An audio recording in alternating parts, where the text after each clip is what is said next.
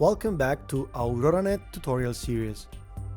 The next essential tool in Aurora Net is View Mode. This tool allows you to view some of the most important parameters directly inside each single items. Click on the View icon on the bottom left corner. Model, Firmware, Temperature, Input meters, and output meters, or simply mute, solo, and polarity switch buttons, as well as other advanced features like Test as Identify, which are only available in selected products. Each one of these parameters is visible to any zoom level. Now we'll learn how to operate on each item of the PA system. Open the top box of the left array in extended view mode. To do that, you can either zoom in or double-click on the item with the left mouse button. The Monitoring tab displays all items settings. On the left, the input meter. On the right, an overall output meter, as well as one for each single way of the amplifier. I can even mute or solo one of them for diagnostic purpose. For example, I can solo the low frequency channel of this line array module. Please notice that the general mute button on the left has now turned orange. This means not all of the waves are playing. Also, you can monitor presets, flown speakers absolute tilt in degrees, or the working temperatures for each amplifier. You can modify these parameters by clicking the Preset tab and set high-pass filter frequency,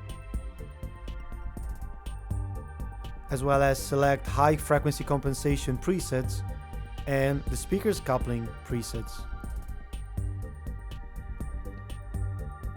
As an example, set high frequency compensation to preset 5, since according to our project, this speaker will cover a longer distance.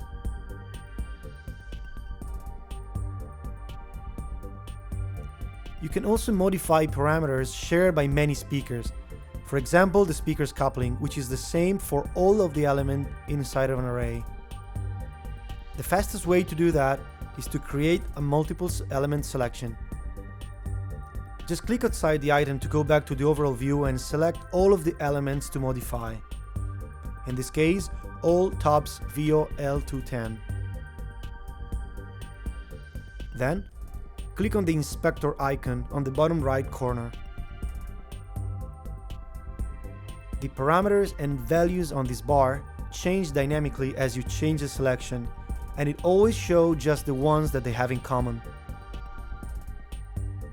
In this case, I'm going to select coupling preset B. Now I'm ready to set the PA crossover frequency. First, I select high pass filter at 85 Hz on all the top boxes. And the same way, then I select all the subs and set the same frequency as low pass filter.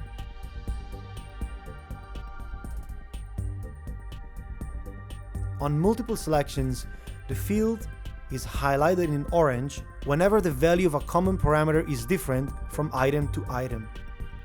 Just like the high frequency compensation preset, that is usually different on each line array module, depending on the predicted coverage.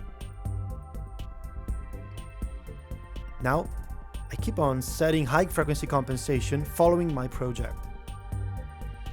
It is 5 for the first 3 boxes,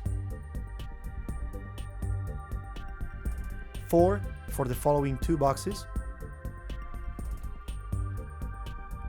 and finally 3 for the remaining bottom boxes.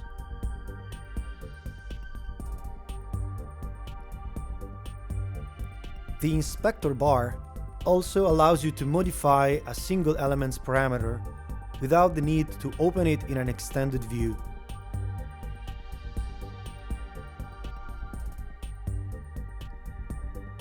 Now I can set EQ filters and access the advanced features, and to do so, the items need to be included in a so-called group. In the next video, we will learn how to create groups of items on Aurora Net.